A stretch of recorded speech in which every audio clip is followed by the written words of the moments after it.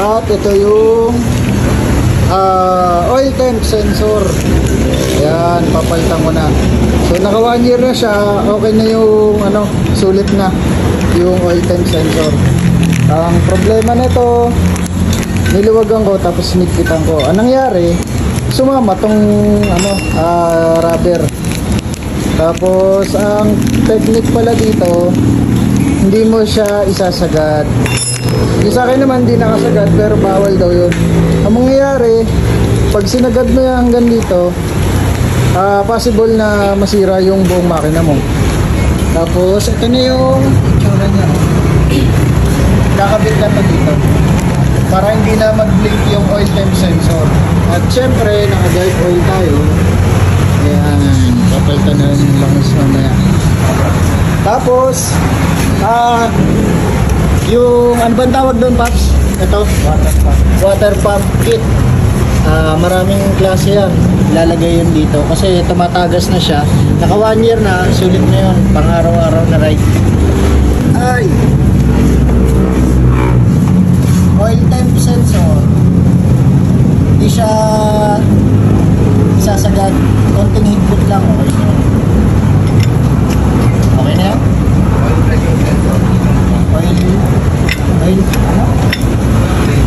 Oil pressure sensor.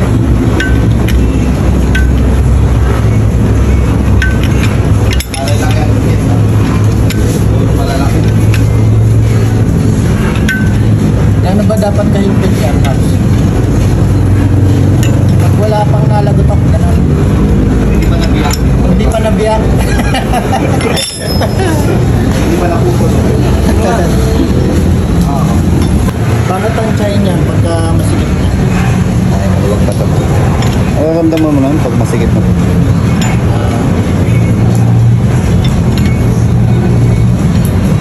Tignan natin yung sukat.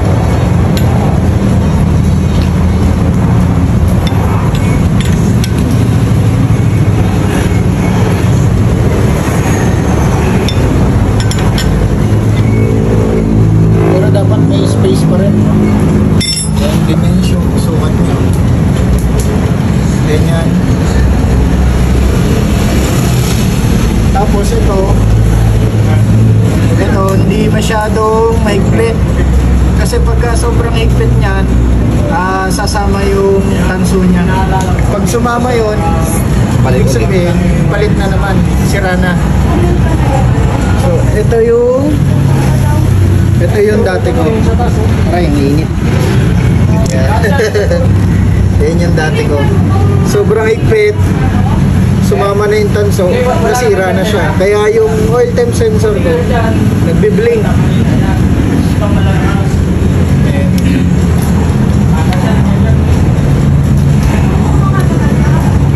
Okay lang ba ito nakababa? Yan, para pagkapasukan ng tubig, pababa yung tubig.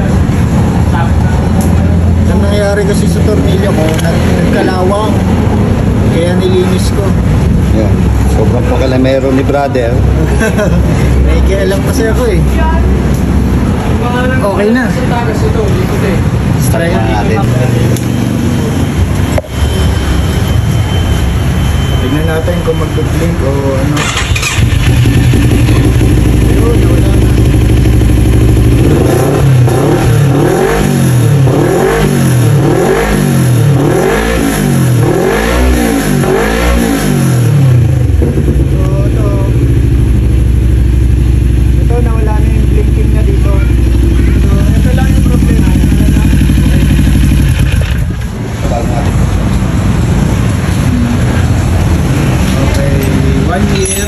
Refresh na ng ulan.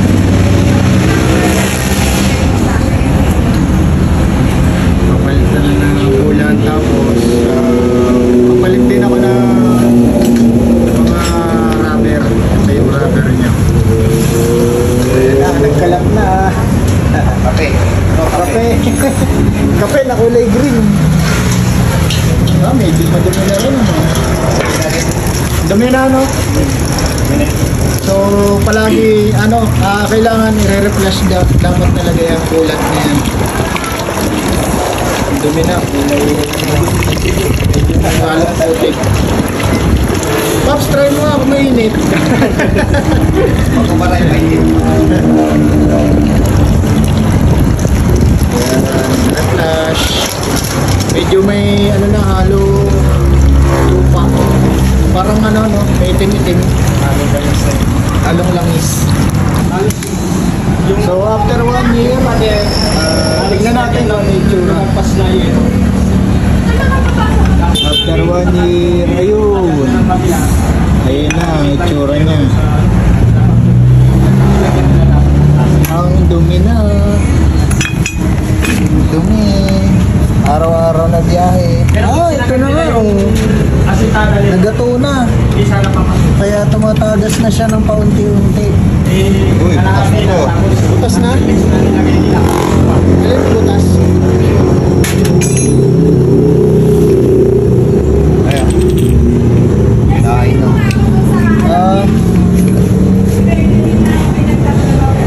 Oo nga no. Kinain ng ano, kalawang. Kailang kalawang yun, di ba?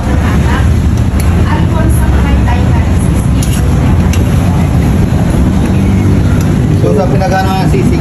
Ito, hindi na ako nagdalawang isip na palitan tong rubber na yan. Kasi Aga naman si Papay nung ha? flat na flat. Alin dyan yung may sira? Tigas no. Ayan yung rubber niya, no? Nagato na. Cedar ito. Ito lang naman isa lang. Ito na Tsaka may... dito, nakita ko flat na eh, kaya natagas. No? Ayun, kulang na sa langis. Kulang sa langis? Hindi ah. Wala na. Luto na. Naluto gawa ng ano, pagka sa traffic, nabababad na. So, after 1 year, palitin na siya. Pag pinang-araw-araw niyo na biyahe, lalo na pagka city driving. So, ganito pala yung tunay na kulay niya. May pagka silver. Ito kasi puro kalawang na, tapos yung bakal niya kinain na yung bakal ng mga kalawang, kaya medyo lumubog na siya. Pangit na oh. Ito yung bago. Yan, ganyan siya dapat.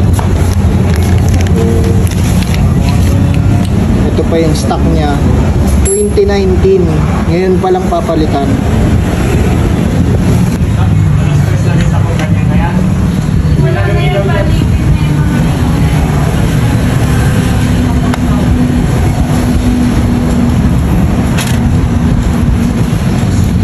Yun, bago. Uy, bago. Tapos ito yung luma. Yan yung luma. Ayan, puro kalawang. Kinain na yung bakal.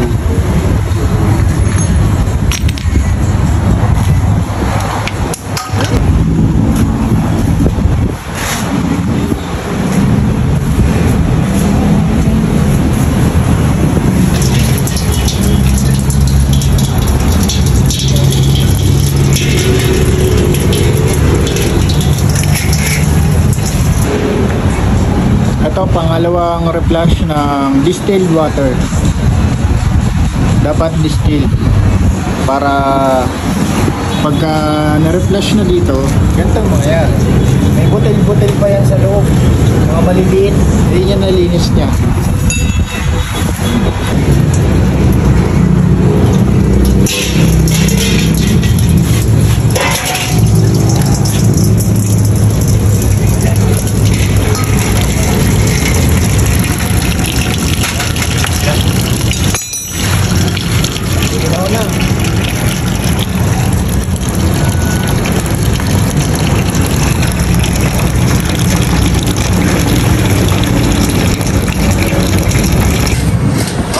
Lalagyan na ng kulan.